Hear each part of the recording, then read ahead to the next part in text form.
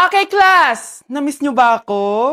Bumalik na si ma'am! At dahil first meeting natin, hindi muna ako magli-lesson. Gusto nyo ba yon? Ma'am, pwede po kami kumain sa kantin? Sure! Oh, yung mga gustong kumain, kumain na. Gawin nyo na lahat ng gusto nyong gawin. Basta, today lang yan ha. Next week, magli-lesson na tayo. Grabe, ang bait talaga ni ma'am, no? True, be. Kaya favorite ko yan si ma'am eh. Tara na, kain na tayo. Okay, class. What is the powerhouse of the cell? Scarlett? Ano ba yun? Starts with letter M. Mitochondria? Very good! Kaya mo naman pala eh. Thank you, ma'am. O, class, mag-e-exam kayo ha. Dinalian ko na to para sa inyo. Lahat ng nasa lesson natin, nandito. Okay, get one and pass. Oo nga, ang dali lang. Makaka-perfect pa ata ako. A few moments later. Okay, time's up. Pass your papers. Wow naman, lahat kayo nakakuha ng high scores. Magaling ka kasi magturo, ma'am. Okay, class, dahil Friday ngayon, gusto ko mag-enjoy kayo sa weekends. Kaya naman, hindi ako magbibigay ng assignment. Yes, thank you, ma'am. Makakagala ako. At isa pa, class, malapit na mga anak si teacher, oh. Magli-leave muna ako ng ilang months. Ha? Habang wala ako, si Ma'am Diana muna ang papalit sa akin. Maging mabait kayo sa kanya, ha? Hi, class. Namiss niyo ba ako? At dahil first meeting natin, may surprise quiz kayo. Nandito na naman yung pet peeve ko. Hindi! Hindi! Nay, mahal dito. Hi ma'am! Welcome to Starbucks! Can I get your order? Isang kape nga. Anong size po? Yung pinakamalaki. Ah, you mean 20 ma'am? Basta yung malaki. 20! 20 ka ng 20? Wala ka pa sa 20 mo! Basta yung malaki! Okay, isang 24 ma'am. Yun lang po ba? Anak, ano sa'yo? Anay, yung akin ice caramel macchiato with 2 shots of white mocha and sa brevet. Tubig na lang daw yun sa kanya. Lu! Baka gusto niyo mag-add ng tinapay, ma'am. Syempre, mag-a-add ako. Ano ba to? Coin, ano yun? Ah, you mean Queen Aman, ma'am? Ah, oo, yun. Alam ko naman. Nakalimutan ko lang. Your total is 1,200 po, ma'am. 1,200? Yun lang? Bonus ka siguro, no? Asa na manager mo? Ako po yung manager, ma'am. Ang mahal-mahal ng kape nyo. Sa amin nga, 14 pesos lang yan. Ko, di ba meron dyan ginto? Ang dami nyo nasa menu, oh. Pare-pares lang naman lasa niyan. Ewan ko ba, bakit ang dami-dami tao dito? Pumipila pa. Kala mo naman napakasarap ng kape. Ang mahal naman. Eh, di sa inyo ka magkape? Sino ba nagsabing pumunta ka dito? Ang haba na ng pila, oh. Ano, babayaran mo ba to? Papoid na lang. Sa amin na lang ako magkakape. 3 in 1.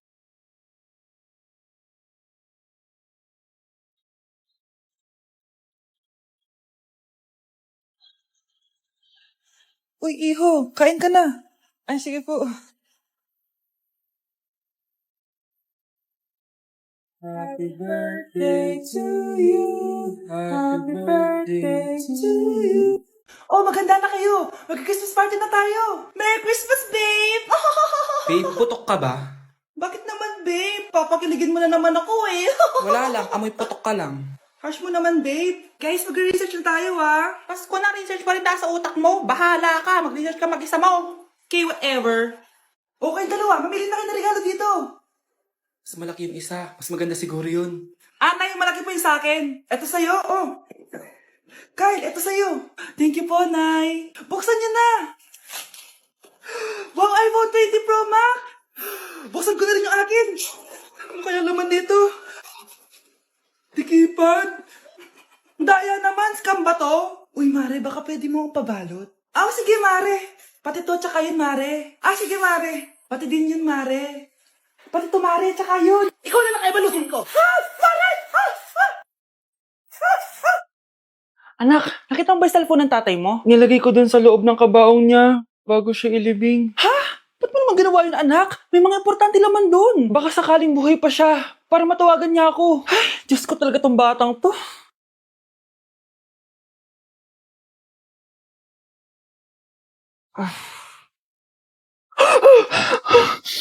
Matawag si tatay. Nay, kailangan natin pumunta sa sementeryo. Tumawag sa akin si tatay. Anak, pwede ba? Wala akong oras makipagbiruan sa'yo. Marami pa ako tatapusin trabaho. Pero nay, pag di ka pa tumigil, kukunin ko yung cellphone mo. Tay, sumagot ka. Alam kong buhay ka. Sa lahat ng pwede kong makita, ikaw pa talaga. Jessica, tinatawagan ko lang tatay ko. Nababaliw ko na talaga, no? Patay na tatay mo, di ba? Baliw. Hindi, buhay siya. Ito tandaan mo. Kapag hindi ka pa tumigil sa kabaliwan mo, susunod ka na sa tatay mo.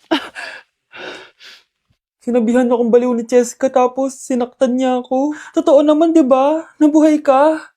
Anak, nabalitaan mo na ba? Ha? Ang alin, Nay? Patay na si Cheska. Natagpuan siyang walang buhay dyan sa may ilog. Ano? Ay, Diyos ko, kawawang bata. Tay, sumagot ka na please. Ikaw! Ikaw ang pumatay sa anak ko! Ano? Eh, siya nga to ng away sa akin eh. Ikaw ang huli niyang kasama. Tandaan mo to. Isusunod kita sa tatay mo. Tay, hindi ko na alam gagawin ko. Sinisisi ako ng nanay ni Cheska sa pagkamatay ng anak niya. Natatakot ako. Anak, yung nanay ni Cheska. Oh, bakit, Nay? Pinatay daw. Binitin sa may puno. Ano? Nakakatakot na dito sa barangay natin, anak. Sinong pumapatay sa kanila? Nay, may tao. Sino po sila? Magandang araw po. Ako po si Detective Jason. Ako ang may hawak sa investigation case sa pagkamatay ni Cheska at ng kanyang nanay. Bakit kayo nandito? Dahil dito.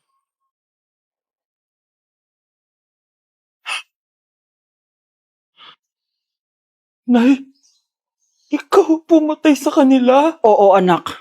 Narinig ko lahat ng mga sumbong mo sa tatay mo. Cellphone ni tatay. Pinangako ko sa tatay mo bago siya mamatay na poprotektahan kita kahit makapatay man ako ng tao. Sumama ka sa akin, ma'am, para ma-interview ka namin. Tandaan mo to, anak. Kahit nasa kulungan ako, poprotektahan kita. Tumawag ka lang.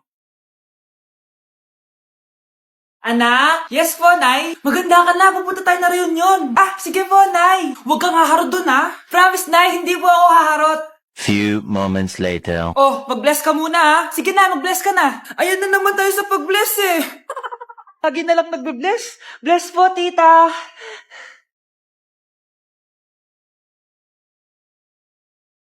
Yeah. Ang ganda niya. Kisses. Hello, miss. Ang ganda mo naman. Parang Shirato. Pwede ko ba makuha number mo? Sure, eto. Ang bait mo naman. Pwede ba kitang jowain? Sige, tayo na. May girlfriend na ako! Papakilala kita kay mama. Nay, may girlfriend na po ako. Talaga, anak? Eto po siya, Nay. Hello po, tita. Ha? Girlfriend? Pinsan mo yan eh.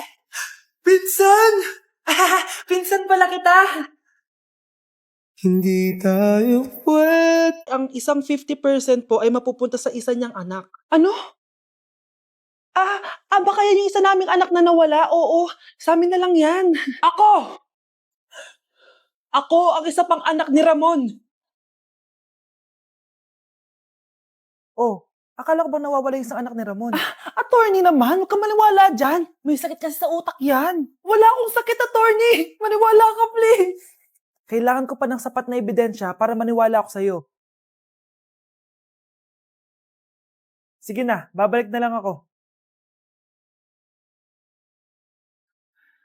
Ito na ba yung bagong bahay ng anak ko?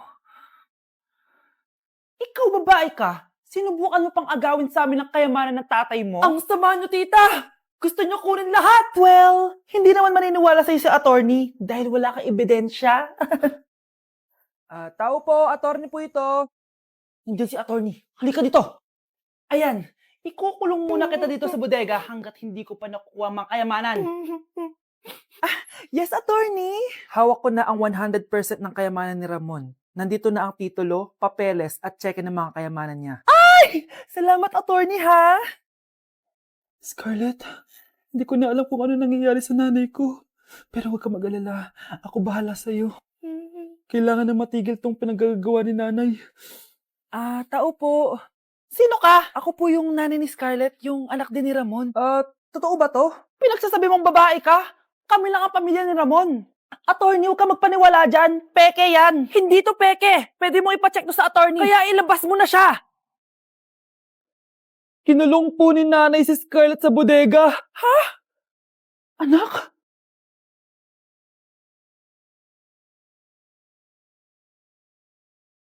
Hay, inaanak!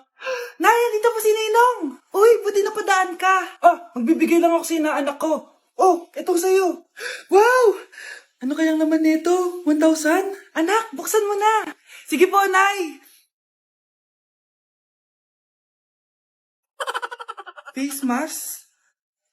Pasensya ka na, inaanak. Bawi na lang ako next year. Mas kailangan mo yung mask for protection. Anak, anong sasabihin mo sa ninong mo? Thank you po, ninong. Ano yung maingay na yun? Anak, ano yan? Lato-lato to, Nay. Uso to ngayon. Lato-lato? Paano to? Hirap naman. Di ka lang marunong eh. A few moments later. Ingay naman. Ako walang gana. Makalabas na nga. Di ka naman marunong eh. Marunong kaya ako? Bobo. Wow, galing mo anak! Halika na, Mars! Diyos ko, kahit saan ako pumunta! Nakakairita na! Matutulog na nga lang ako! Ay, salamat, tahimik na. Nay, huwag kang matulog. Laro tayo nito. Tama na! Anong nangyayari sa'yo, Nay? Ilayo mo sa akin yan, anak!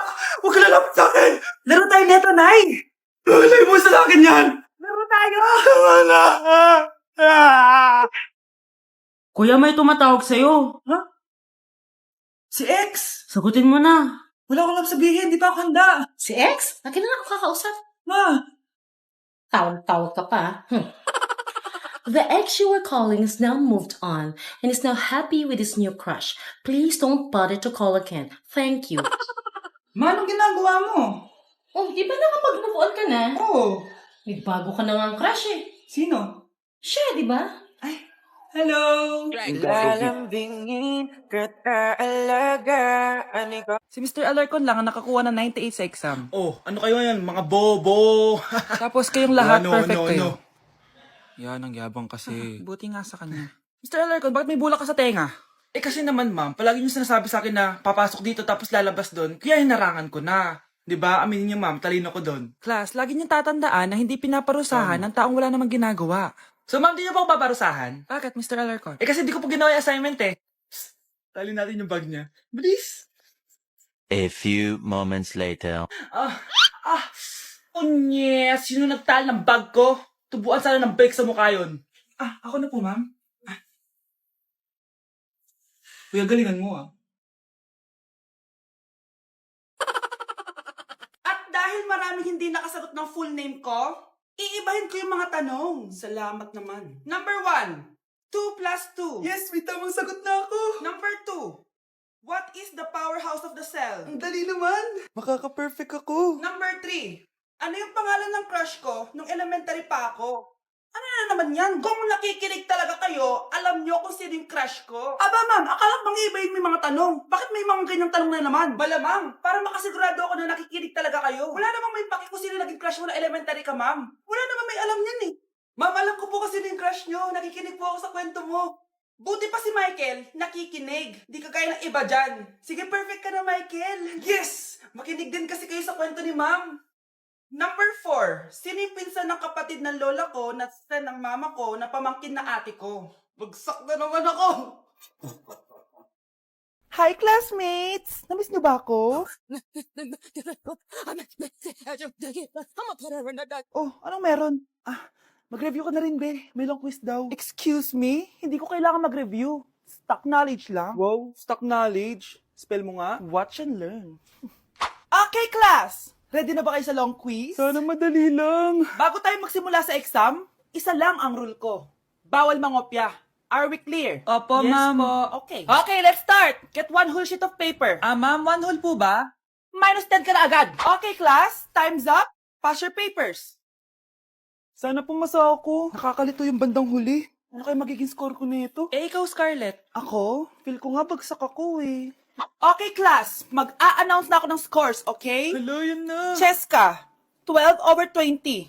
Munti ka lang bumagsak. Miguel, 14/20. Pwede na.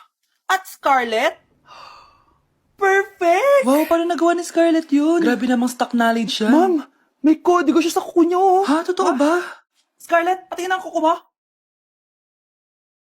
Kaya pala perfect ka? Dapat bagsak na yan eh. Ang daya. Aba, bakit ako babagsak? Eh, ang number 1 rule lang naman ni ma'am ay bawal mangopya. May sinabi ba siyang bawal maglagay ng sagot sa kuko? Meron ba? Ba't parang kasalanan ko? May point si Scarlett.